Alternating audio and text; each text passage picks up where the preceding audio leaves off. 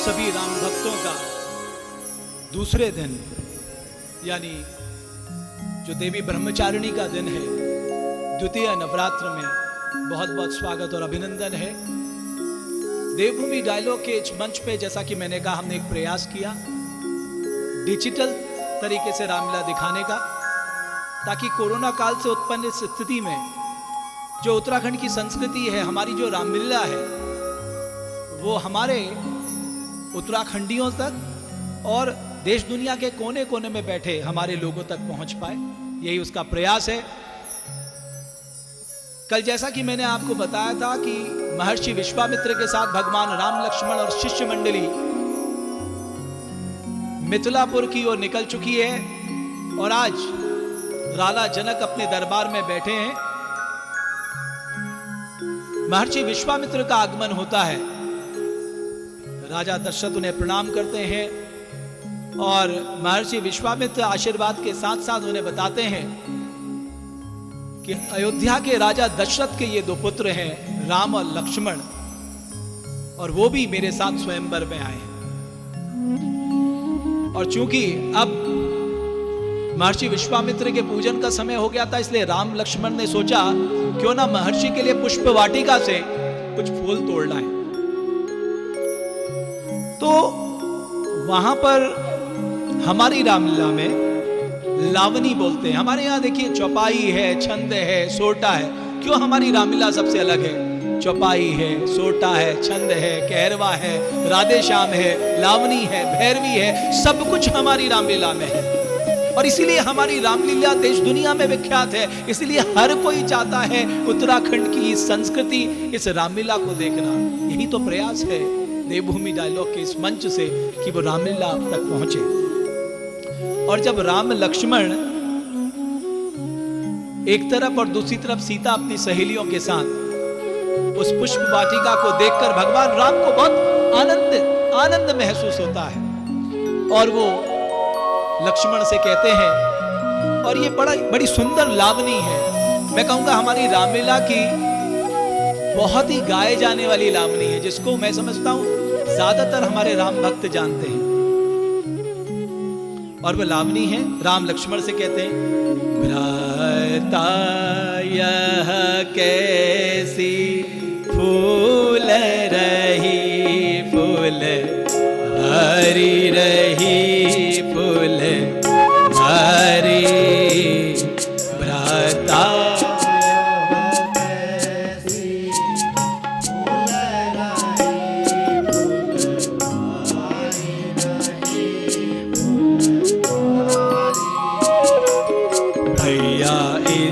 फूल बारी की रंग बिरंग क्या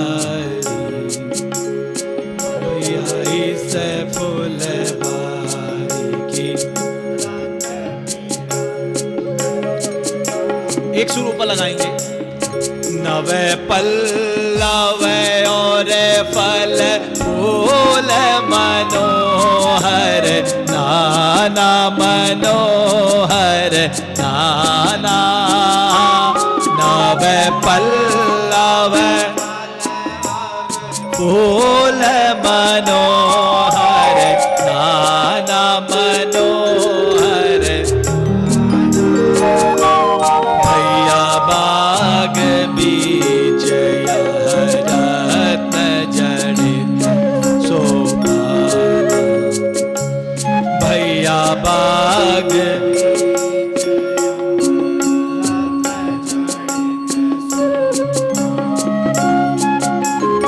कहूँ चातक मोर चकोर नित्य करे, नाना नित्य करे नाना।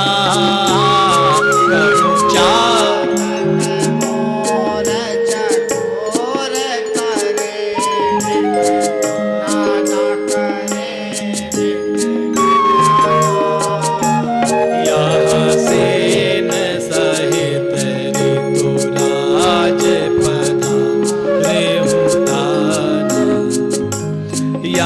सेन सहित ऋतुराज पधारे उधार। सोहत बाग तड़ाग सभीत कारी सभीत कारी। सोहत बाग तड़ाग सभीत कारी सभीत कारी। भैया इस फुलवारी रंग बिरंगी क्यारी। भैया इस फुलवारी की।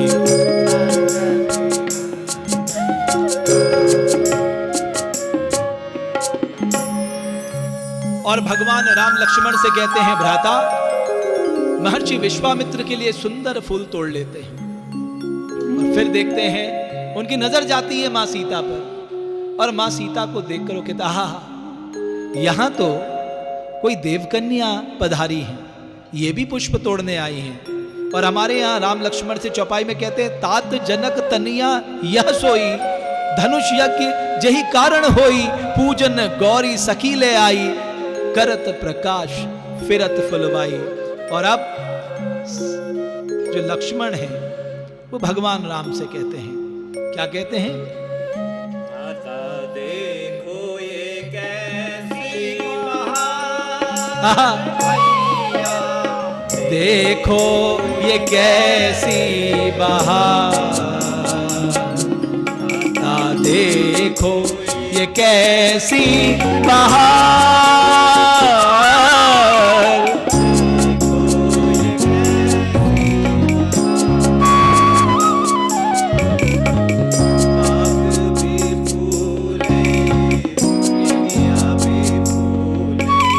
बाग भी फूले किया भी फूले।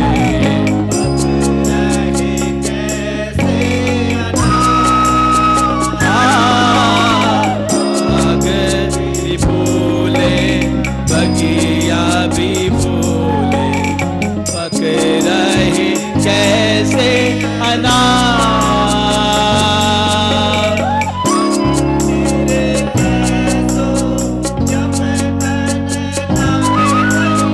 मंदिर कैसो चमकन लागे भैया।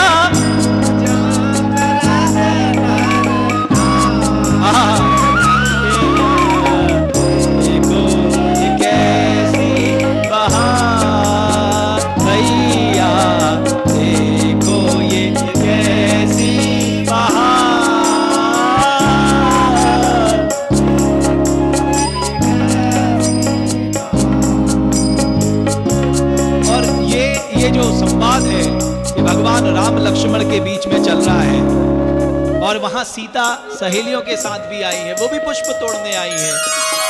और सीता क्या कहती हैं? चलो सखी गौरी को पूजन जावे। चलो सखी गौरी को पूजन जावे। हाँ पूजन जावे, हाँ पूजन जावे। चलो सखी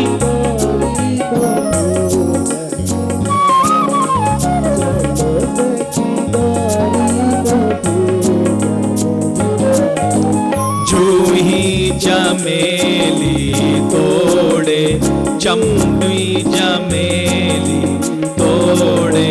चंपा को उनमें जोड़े, चंपा को उनमें जोड़े। अब गुण कीलों के हार बनावे। अब हमें फूलों के हार बनावे। चलो सखी गौरी को पूजन जाए।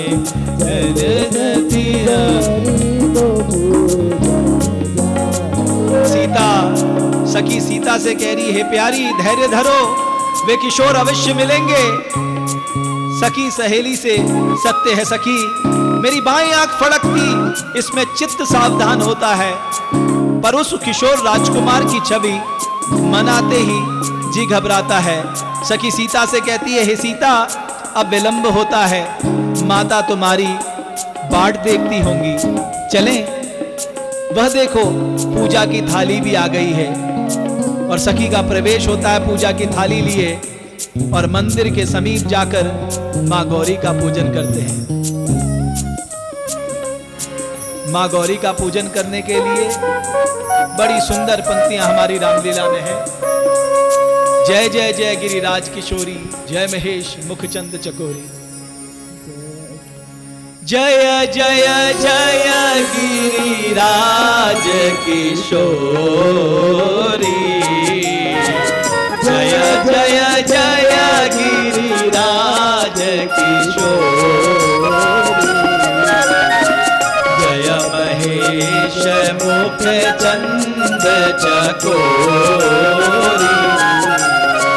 जय गज बदन षडानन माता, जगत जन षडानन माता, जगत जननी दामिनी धुति गाता, ताही तब आद मध्य अवसाना, अमित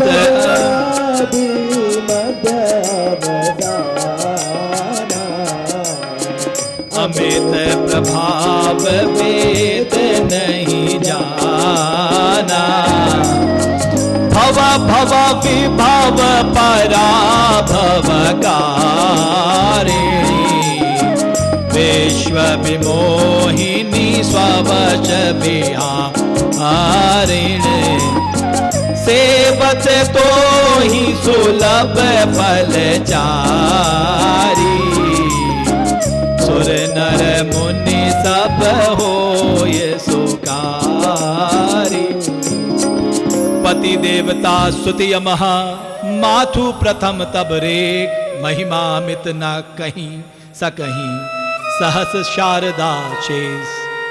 और गौरी मां प्रसन्न होकर सीता को वर देती हैं। क्या कहती हैं? सुन सिया सत्य आशीष हमारी, पूजई मन कामना तुम्हारी, नारद बचन सदा शुचि साचा, सोवर मिलहि जाहि मन राजा। और यहाँ पर हमारी रामलीला में छंद आता है और छंद को गाने का तरीका भी अद्भुत है, बहुत ही अद्भुत, अनुपम। मन जाहि राचे हूँ मिलहि सोवर, सहज सुंदर सावरो, करुणा निधान सुजान, शील स्नेह जानत रावरो, एहि भांति गौरी आशीष सुनि सिया किया यही, हर्षियाली तुलसी भवानी, पूजी पुनि पुनि मुदित मन मंदिर चली। और सीता सहेलियों के साथ प्रसन्न मुद्रा में, प्रसन्नता का कारण है, प्रसन्नता का कारण है मां गौरी से आशीष मिल जाना। और आशीष क्या मिला? सुनी सिया सत्य आशीष हमारी, पूजे ही मन कामना तुम्हारी। सीता, जिस कारण तुम मेरा पूजन कर रही हो, मेरा आशीष है, तुम्हारा वो मनोरथ पूर्ण होगा। और इसीलिए सीता प्रसन्न है, क्योंकि वो पहली नजर में ही भगवान राम से प्रेम कर बैठी है। और अब राजा जनक का दरबार लगा है। राजा जनक के दरबार में तमाम देशों के राजा महाराजा पधारे हुए हैं। हर कोई सीता से विवाह करने के लिए आतुर है। और सीता का प्रवेश होता है और सीता माता जो है शिव का धनुष, शिव का धनुष जो था उसका नाम पिनाका था। शिव का धनुष लेकर वो राज्यसभा में आती है और वहां के शिव के धनुष को प्रतिस्थापित कर देती है। इसी शिव के धनुष पर जो प्रत्यंचा चढ़ाएगा उसी से सीता का विवाह होगा। स्वयंवर की शर्त ये थी। और तमाम राजा महाराजा वहां पर पधारे हुए हैं। हर कोई कोशिश करना चाहता है, हर कोई सीता से विवाह करने के लिए आतुर है। तमाम राजा महाराजे प्रयास करते हैं, प्रयास करना तो दूर, कई तो धनुष के पास में भी नहीं पहुंच पाते क्योंकि उसका वेग बड़ा तीव्र है, और कुछ धनुष को छू पाते हैं तो उसे उठा नहीं पाते। तो रावण अट्ठास करते हुए आता है, वो कहता है कि भाई ये धनुष क्या है, इसे तो मैं चुटकियों में प्रत्यंचा चढ़ा दूंगा, तोड़ दूंगा। तो बाणासुर कुछ कहता है, बाणासुर रावण को समझाते हुए कहता है, और बाणासुर भगवान शिव का बड़ा परम भक्त है। क्या कहता है बाणासुर? रावण गुरु ने इतना करो न रावण, गुमान इतना चलना तुमसे कमान भारी, करो न रावण गुमान इतना चलना तुमसे कमान भारी।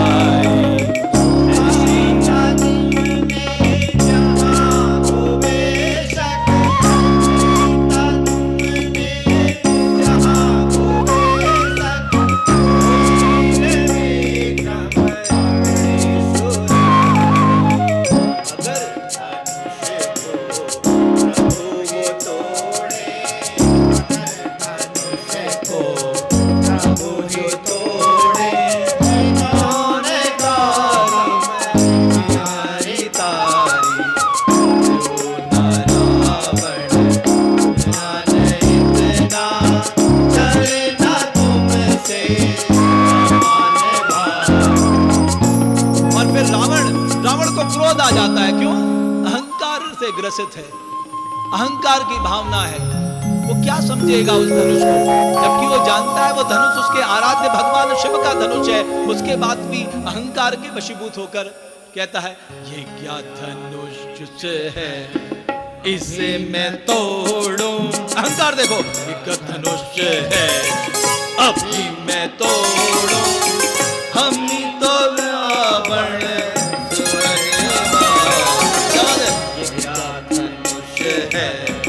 अभी मैं तोड़ूं, अभी तो रावण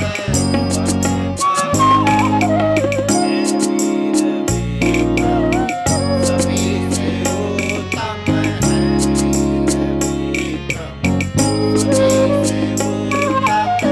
ये राग में चढ़े अभी ना हारे। ये क्या धनुष है, इसे मैं तोड़ूं, अभी तो और जब रावण ये कहते हुए अट्ठहास करते हुए उस सभा से चला जाता है, सीता मैं अभी जा तो जरूर रहा हूं, लेकिन याद रखना एक दिन तुझे लंका के दर्शन अवश्य कराऊंगा। और इस प्रकार उस स्वयंवर में कोई भी राजा उस धनुष में प्रत्यंचा चढ़ाने तो छोड़िए, धनुष उठाने में नाकामयाब रहता है। अब राजा जनक बड़े चिंतित होते हैं, उनकी पत्नी भी चिंतित होती है कि क्या सीता का विवाह ही नहीं हो पाएगा। कोई स्वयंवर की शर्त तो यह है कि जो भगवान शिव के इस धनुष पर प्रत्यंचा चढ़ाएगा उसी से सीता का विवाह होगा। अब जनक जब देखते हैं कि कहीं से कोई उत्तर नहीं आ रहा है, सब राजा हार चुके हैं, सबके समझ में आ गया ये धनुष हमसे उठने वाला नहीं है, तो जनक थोड़ा क्रोध के स्वभाव में आकर, क्योंकि थोड़ा घबराहट भी है, थोड़ा गुस्सा भी है, वो कह देते हैं, हाय आज त्रेता युग में पृथ्वी निर्जीवा हो गई है। हे वसुधे, आज तू क्षत्रिय वीरों से हीन हो गई है। कहां है वो राजा सगर आदि जिन्होंने रथ के चक्र से समुद्र बनाए? क्या आज सूर्यवंश और चंद्रवंश में कोई वीर नहीं रहा? इतने क्षत्रिय वीरों के होते हुए इस भरी सभा में किसी राजपुत्र से धनुष नहीं टूटा, अफसोस है, धिक्कार है। और जब राजा जनक ये शब्द कहते हैं तो विश्वामित्र के साथ राम लक्ष्मण बैठे हैं। भगवान लक्ष्मण अत्यंत क्रोधित हो जाते हैं। क्यों? क्योंकि सूर्य वंश को चुनौती दे डाली, चंद्र वंश को चुनौती दे डाली, क्षत्रिय कुल को चुनौती दे डाली। उनका क्रोध 7वें आसमान में होता है और वो कहते हैं, कहीं जनक जैसे अनुचित वाणी, कहीं जनक जैसे अनुचित वाणी, कुल को दाग लगाता भैया मोरे,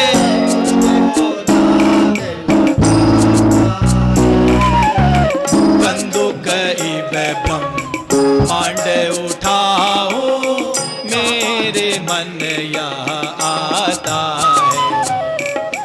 कंदु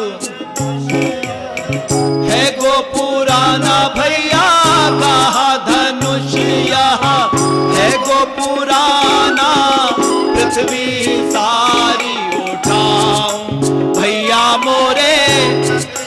लक्ष्मण झकझोर रहे हैं अपने भाई को, कह रहे हैं आप आज्ञा तो दीजिए, मैं ये धनुष तो दूर, मैं इस धरती को उलट पुलट कर दूंगा। इन्होंने सूर्यवंश और चंद्रवंश को ललकारा है, मैं इस ललकार को नहीं सुन सकता हूं। खंड खंड हो जाए जगत के, खंड खंड हो जाए जगत के, तब रघुवंशी कहाऊं भैया मोरे, तब रघुवंशी कहाऊं मैं। जो ना करूं यह कार्य सभा में, मन में ही दिखाऊं मैं। जो ना करूं यह कार्य सभा में, नहीं दिखाऊं मैं। अब देखिए, ये हम लोगों के लिए आज के समय में एक उदाहरण भी है। एक परिवार में 2 भाई हैं, दोनों भाइयों का व्यवहार अलग अलग है। यहां लक्ष्मण का व्यवहार थोड़ा गुस्से वाला है, क्रोध आने वाला है, जबकि भगवान राम बहुत विनम्र, बहुत ही धैर्य के साथ वो क्या कहते हैं, लक्ष्मण कहते हैं, अहो भ्रातृटुक धैर्य धरो तुम, ईश्वर क्या दिखलाता है, कहीं फूल खिलते हैं वृक्ष पर, कहीं पतझड़ कहलाता है। और रामचंद्र जी क्या कहते हैं, ये लक्ष्मण जी कहते हैं, कहीं जनक जैसे अनुचित वाणी कुल को दाग लगाता है, कंदुक इव ब्रह्मांड उठाऊं मेरे मन यहाँ आता है। उसके जवाब में भगवान राम बड़े धैर्य से, बड़े विनम्र से अपने छोटे भ्राता लक्ष्मण को समझाते हुए कहते हैं, अहो भ्रातृटुक धैर्य धरो तुम, अहो भ्रातृटुक धैर्य धरो तुम, ईश्वर क्या दिखलाता भैया मोरे, ईश्वर क्या दिखलाता है। कहीं फूल खिलते हैं वृक्ष पर, कहीं पतझड़ कहलाता है। कहीं फूल खिलते हैं वृक्ष पर, कहीं पतझड़। अब भगवान राम कहते हैं, धैर्य धरो, धैर्य धरो लक्ष्मण, थोड़ा धैर्य धरो, ईश्वर क्या दिखलाता है। तो भगवान राम जी विश्वामित्र जी से कहते हैं, आप देखिए, आचरण देखिए, जानते थे वो धनुष को तोड़ सकते, लेकिन पहले, क्योंकि अब तक गुरु का आशीर्वाद नहीं मिला, गुरु का इशारा नहीं मिला, गुरु से आज्ञा मांग रहे हैं कि हे गुरु मुझे आज्ञा दीजिए इस धनुष को पे प्रतिज्ञा चलाने की। और यहां भी बहुत ही सुंदर ये ठुमरी है, पीलू।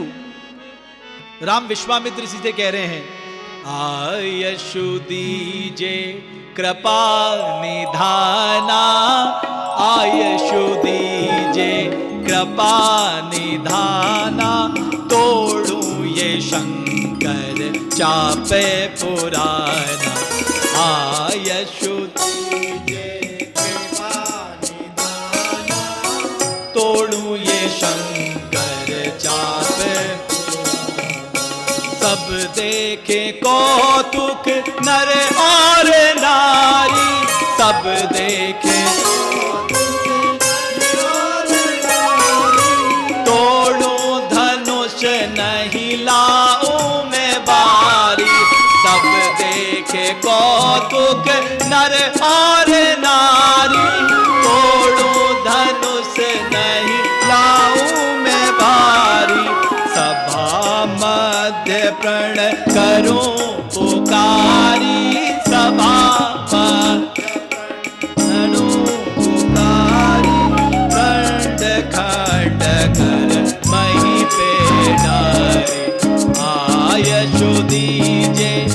पानी धाना, तोड़ो ये शंकर जाप पुराण।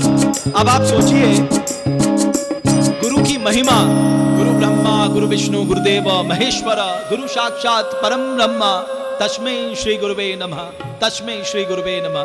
गुरु की महिमा को भगवान राम जानते थे और इसलिए वो सब कुछ देख रहे थे बहुत धैर्य के साथ। और उन्होंने गुरु से प्रार्थना की, हे गुरु, हे महर्षि, मुझे अब आज्ञा दीजिए इस धनुष का भंजन करने के लिए।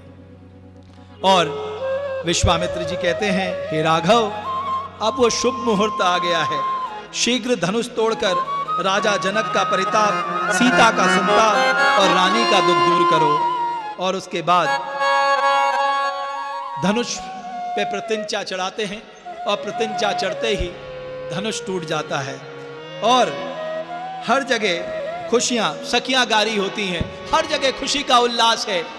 मां गौरी ने जो सीता को आशीष दिया था वो मनोरथ पूर्ण हो गया है। चारों ओर खुशियां ही खुशियां हैं और मां सीता भी बहुत प्रसन्न है, राजा जनक भी बहुत प्रसन्न है, उनकी रानी भी बहुत प्रसन्न है। और बड़ा सुंदर गीत यहाँ पर है, मंगल गीत। चलो आओ शुभ घड़ियां मनाओ रे, चलो आओ शुभ घड़ियां मनाओ रे, चलो आओ शुभ घड़ियां मनाओ रे, चलो आओ शुभ घड़ियां मनाओ रे। और घर घर मगन ऋतु छाई रही है। भगवान राम सीता के विवाह में मंगल गीत सखियां गा रही है, आनंद से विभोर, आनंद ही आनंद। चलो आओ शुभ घड़ियां मनाओ, चलो आओ शुभ घड़ियां मनाओ रे, और शुभ घड़ियां मनाओ रे, चलो शुभ घड़ियां मनाओ रे। और अब रामलीला में जिस मंचन को बहुत अद्भुत माना जाता है, बहुत सुंदर माना जाता है, आकृष्ट कर देने वाला माना जाता है, मन को मोह लेने वाला माना जाता है, ज्यादातर लोग जो हैं जिस संवाद को देखने आते हैं वो है लक्ष्मण परशुराम संवाद। और धनुष टूटने के बाद यहां पर परशुराम जी का प्रवेश हो जाता है।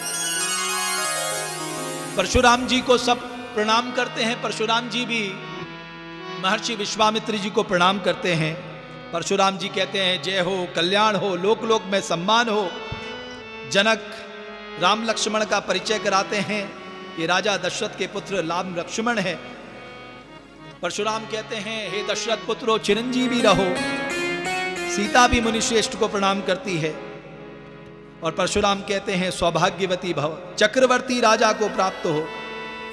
और यहां पर एक गाना है, परशुराम की नजर चारों ओर पड़ती है, परशुराम को पता नहीं होता है कि ये राज दरबार में इतने राजा महाराजा क्यों आए हुए हैं।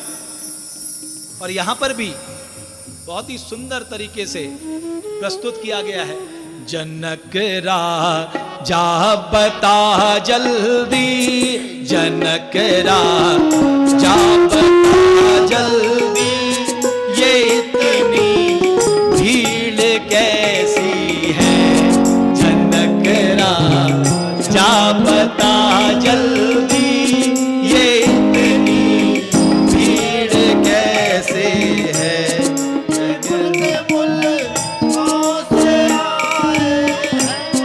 ये मुल्क मुल्कों से आए हैं, कहाँ के कौन राजे हैं। अजब ये शान की महफिल सजाई आज कैसे है। जनक राजा बता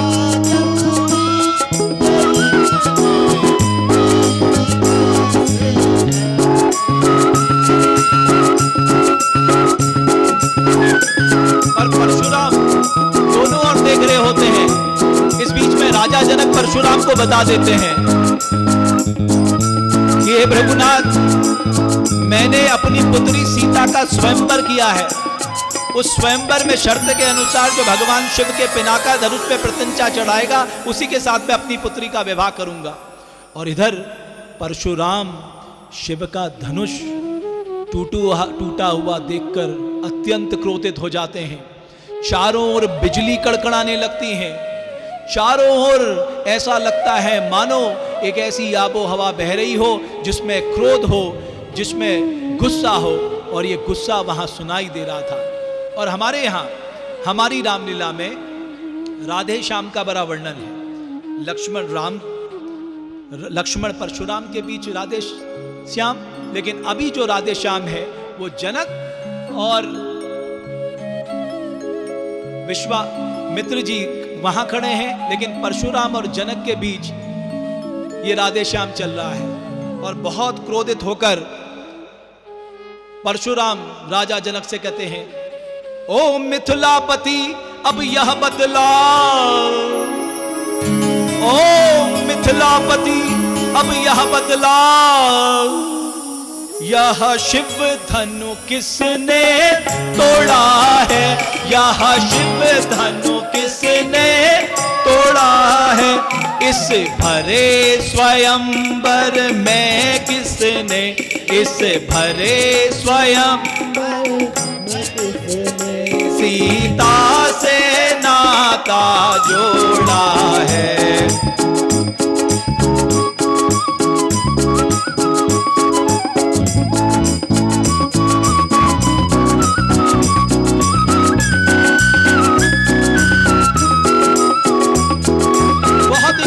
परशुराम है, राजा जनक की ओर बार बार तो देखे, अत्यंत शीघ्र बदला मुझको, अत्यंत शीघ्र बदला मुझको, अन्यथा अनर्थ बड़ा होगा, अन्यथा अनर्थ बड़ा होगा। यह उत्सव क्या, यह मंडप का, यह उत्सव का, यह मंडप का, मिथिलापुर नष्ट अभी होगा।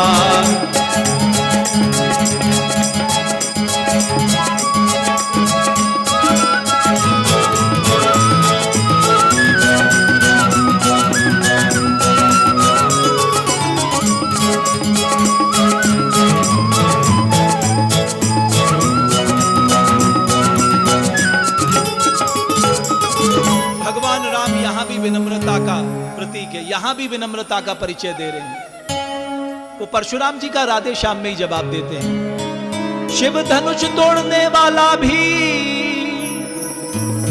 शिव धनुष तोड़ने वाला भी कोई शिव का प्यारा ही होगा, कोई शिव का प्यारा भी होगा। ऐसा अपराध किया किसने, ऐसा अपराध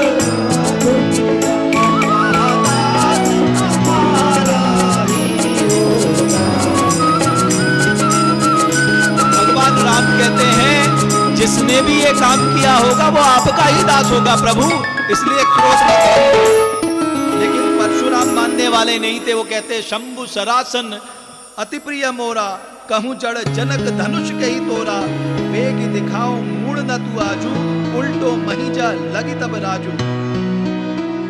भगवान राम कहते हैं नाथ शंभु धनु भंज निहारा, होया हूं को एक दास तुम्हारा, आयशु का कही ये किन मोही, अंगीकार करूं मैं सोई। लेकिन परशुराम अपने क्रोध से बिल्कुल भी इधर से उधर होने वाले नहीं थे, और जब गुस्से में लक्ष्मण उनको कुछ कहते हैं तो बोलते हैं,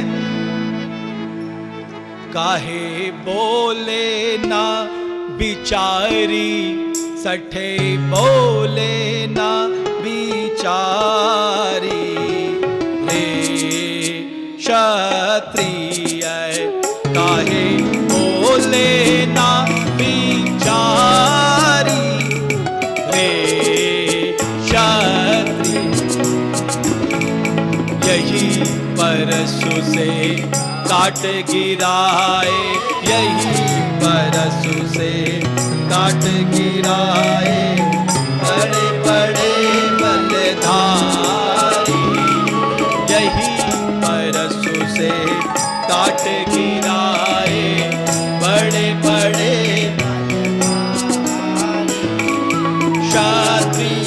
दीन मही सबकी क्षत्रिय तोहे नाह तू सटे बाल बेचारी सटे बाल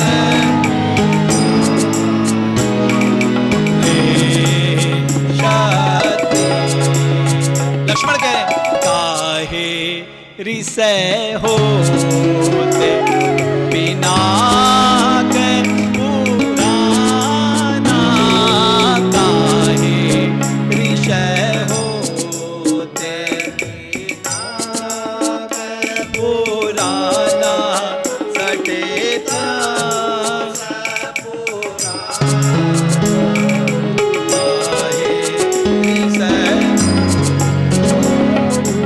ऐसे धनुष बहुत हम तोड़े ऐसे धनुष बहुत हम तोड़े तब न क्रोध न कीना ऐसे धनुष बहुत हम तोड़े तब न क्रोध न कीना ममता है के ही कारण या मैं ममता तो देखत रघुनाथ निशाना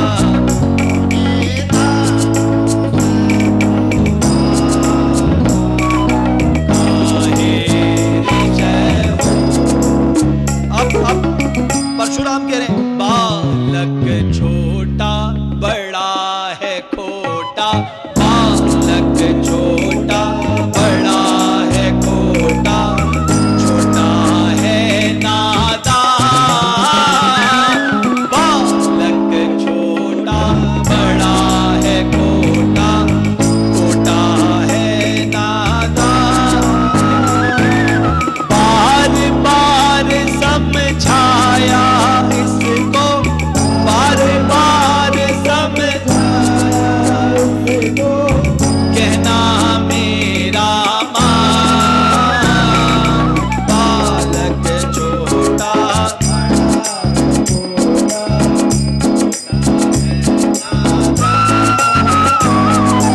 लक्ष्मण जी कह रहे स्वामी जी स्वामी किस नादान को बहकाने आए स्वामी जी स्वामी किस नादान को बहकाने आए आंखें निकाले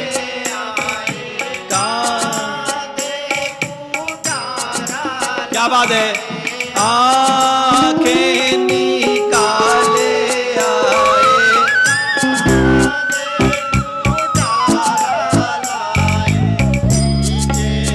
महाराज यो तुम्हारे मन में ऐसा भावे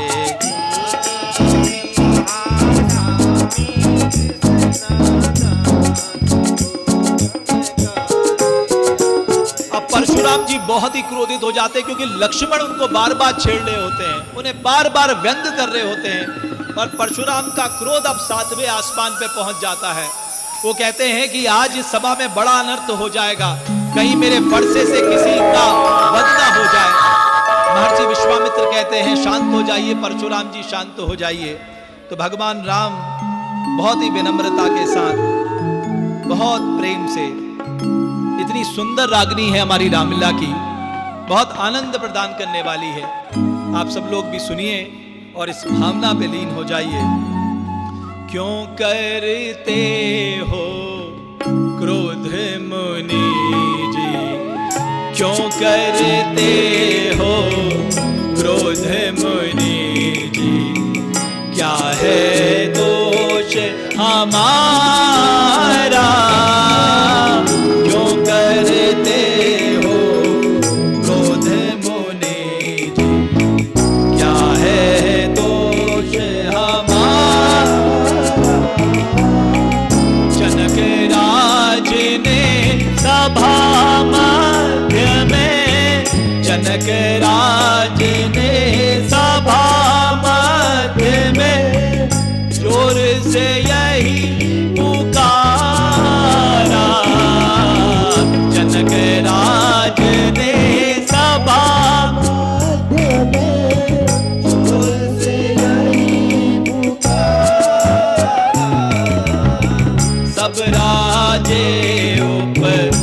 हास योग है, सब राजे उपहास योग है। धनुष ना किसी ने उबारा, क्यों करते हो क्रोध मुनि जी, क्यों करते हो क्रोध मुनि जी। क्या है दोष हमारा, क्यों करते हो। परशुराम जी बहुत ही गुस्से में, रे रे क्षत्रिय, मुझे बार बार ब्राह्मण कहता है, जानता है मैं कैसा ब्राह्मण हूं। सहस्त्र बाहु की सहस्त्र भुजाओं को काटने वाला, 21 बार पृथ्वी को क्षत्रियों से हीन करने वाला ब्राह्मण हूं मैं। क्षत्रिय कुमार, चाप तोड़कर तुझे ऐसा गुमान हो गया है मानो तूने जगत जीत लिया हो। यदि कुछ शक्ति रखता है तो विश्वामित्र की आड़ छोड़कर सामने आ। और इस तरह बार बार परशुराम क्रोधित होते जाते हैं। और परशुराम को शांत करने के लिए भगवान राम कहते हैं, अभिमान प्रशंसा रोष नहीं, अभिमान प्रशंसा रोष नहीं, अपना स्वभाव हम कहते हैं, अपना स्वभाव हम कहते हैं। जब छेड़े यूं ही कोई हमें, जब छेड़े यूं ही कोई हमें, हम मौन कभी नहीं रहते हैं। अब परशुराम थोड़ा शांत होने लगते हैं और स्तुति करते हैं, राम रमापति कर धन ले हूं, खींचा हूं चाप मिटे संदेह हूं। कि ये जो मेरा धनुष है इस पे आप प्रत्यंचा चढ़ा दीजिए, चाप खींच दीजिए, मेरा संदेह मिट जाएगा, मुझे पता लग जाएगा भगवान विष्णु ने धरती में राम अवतार ले लिया है। और इसी तरह परशुराम भगवान राम का पूजन करके, भगवान राम की पूजा करके चले जाते हैं। और ये स्तुति गान कर कर अयोध्या के दशरथ के पास द्वारपाल जो है वो ये संदेश सुना देते हैं कि धनुष भंजन के बाद भगवान राम का विवाह सीता से होना है, इसलिए अयोध्या से आप जनकपुरी में आइए और इस विवाह को संपन्न कराइए। और राजा दशरथ कहते हैं, मंत्री राम विवाह की तैयारी करो, धूमधाम से बारात सजाओ और मिथिला को प्रस्थान करो। और इसी तरह सुनैना जनक का बहुत दुखी होते हैं क्योंकि सीता को अब अपने ससुराल जो जाना है उसको बहुत ही सुंदर जनक, जब हमारे यहाँ जाते हैं तो बहुत सुंदर रागनी यहाँ पर है, सुनो सीता पतिव्रत धर्म को तुम जी लगा के निभाना, सास ससुर की सेवा करना, अपना उन्हें बनाना, सबको भोजन पहले देना फिर खुद भोग लगाना, सबकी सेवा सबकी पूजा यही धर्म बिताना। और इसी तरह से बारात जो है वो अयोध्या के लिए निकल पड़ती है और अयोध्या में भी खुशियों का माहौल होता है।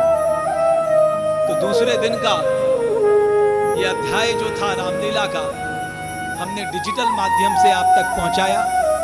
मैं अपने सहयोगियों का, अपने युवा साथियों का मैं पुनः हृदय से आभार व्यक्त करना चाहूँगा। और देवभूमि डायलॉग के इस मंच से जो हमने प्रयास किया है प्रभु राम की कीर्ति को आपके सामने लाने की, उस कीर्ति का बखान करने की, ताकि आप घर बैठे भगवान राम की भक्ति का सोपान कर सकें। तृतीय दिवस में फिर आपसे मुलाकात होगी। अपना आशीर्वाद हमें जरूर प्रदान करें। आप सबका बहुत बहुत धन्यवाद।